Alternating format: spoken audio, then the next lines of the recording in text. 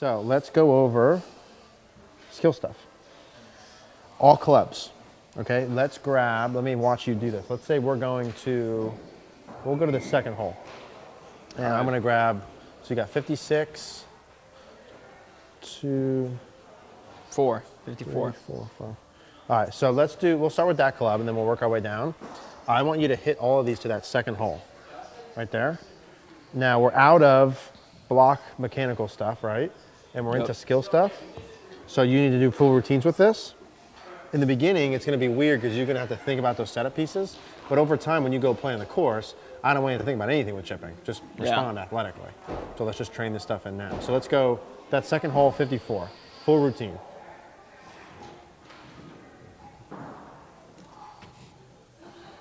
More chest turn? Cool.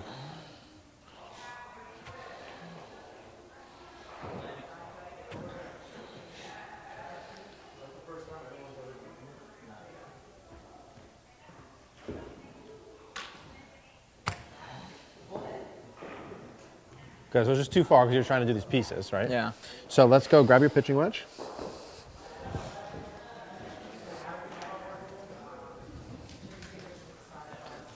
Chicken fingers and fries. And same thing, second hole.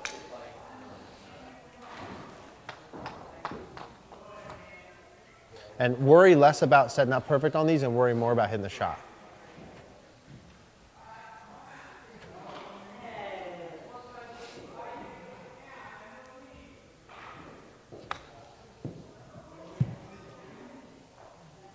So too far again, right? Yeah. Now let's go 9-iron. Again, I know I just showed you those setup pieces. Yeah. This is not the easiest thing to do, but put those behind the fact that I need you chip them close to the hole. All right. Make that your priority. Same hole? Same hole.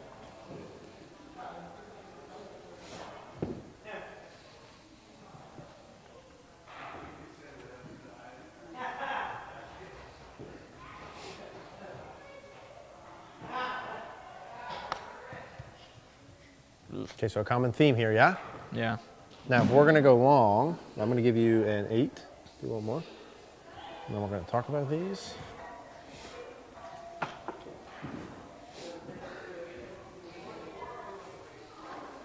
Where? Same hole. Yep, we're doing all these at the same hole.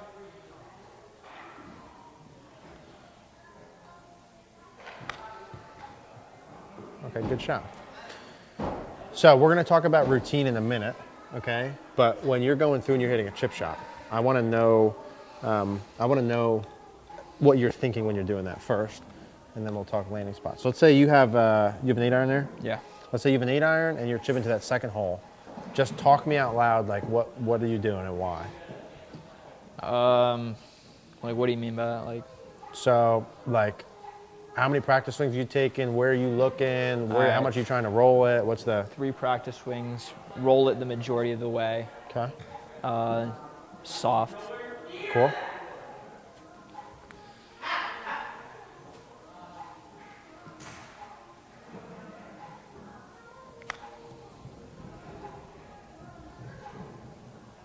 Cool. Can I show you what I would do in a pre-shot routine? Sure.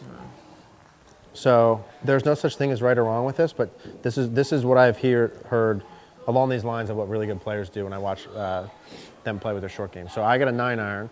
The first thing I'd do is I would look, again, this is supposed to be game-like, right? So I would look at, if this doesn't go in the hole, where do I want to putt from? So would I rather miss short, long, left, or right? And then I'm looking at this and I'm trying to read it because I think I can make this. So I'm looking at landing just slightly left, going left to right. I'm going to take a couple of practice swings. I'm going to take 2. First one, just feeling out the pace. And the second one, I'm going to imagine like I actually hit it. And I'm visualizing the ball roll all the way to the hole and go in. And now I'm going to set up. I have my spot. I see it going in. One more time, and then I go. And that would be along the lines of what I want my routine to look like each time, like that in depth, right? Of like visualizing the shot. And like the reason I'm saying this is the first time you and I are doing chipping, is I want you to go that in depth in practice even. Not just about hitting the shots. Make sense? Mm-hmm. And especially when you go on the course, like That's how you should think about every shot. Yeah. You with me on that? So this is how all clubs works. You pick a short hole, you chip to that same short hole, one ball with every club all the way through. And I just want you seeing what the ball's doing. Like all your first ones are going long, right? Whatever, just then you gotta start to look at it, why is it going long? Right, so like, let's keep that 8-iron in, let's go back down. Same hole. In fact, let's go to the third hole actually.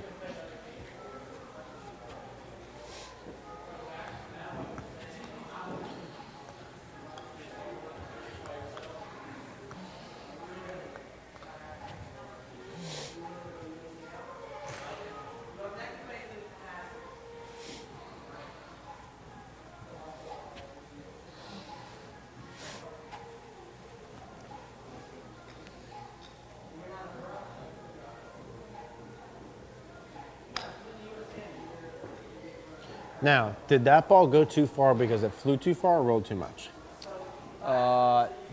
Flew too far. Okay. Now I want you to keep that same club, and I want you to put that on the ground where you think your landing spot, where the ball should land to fly as close to the hole, finish close to the hole. Where I think it should, or where it just did? Where you think it should. What would be the perfect landing spot? Okay, cool. So let's hit one and let's check that.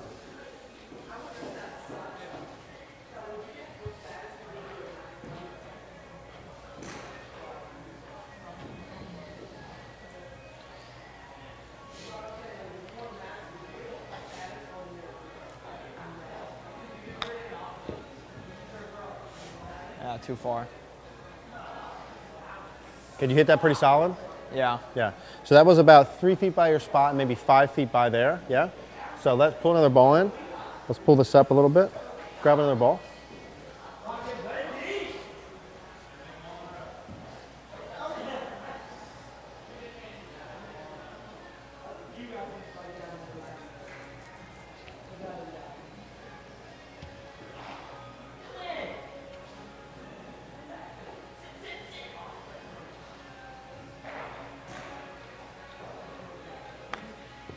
That was perfect. And that was 3 feet short, so you must have hit the first one a little thin. Yeah. So that probably landing spot was right where you called it. Yeah. Now, are you picking landing spots when you're normally on the course? No. Do you do it in practice then? Probably Well, not. usually honestly, like I wasn't really thinking of it that much because this is like a lot like less lofted club. Yeah. But like with like an iron, yeah, or not with an iron. Sorry, with like a wedge. Yeah, okay, cool.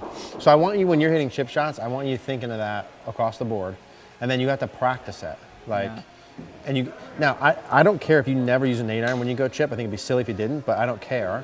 Whatever club you use, whatever gets it closest to the hole. But if you practice for a couple months to a short, medium, and long and used all your clubs, I guarantee your proximity to the hole is going to be closer, especially when you have a lot of green to work with an 9-8-7 than with a sandwich. Because a much smaller swing, you don't have to fly it nearly as far. You know that. You said that to me, right? You get that theory. So that's the purpose of it. You're going to learn what clubs work best from certain distances, and it's going to make your normal clubs better, the sandwich that you would normally use. But like if the ball's going past the hole, you need to know, did that fly too far? Did it roll too much? And literally you need to ask yourself that after you hit it.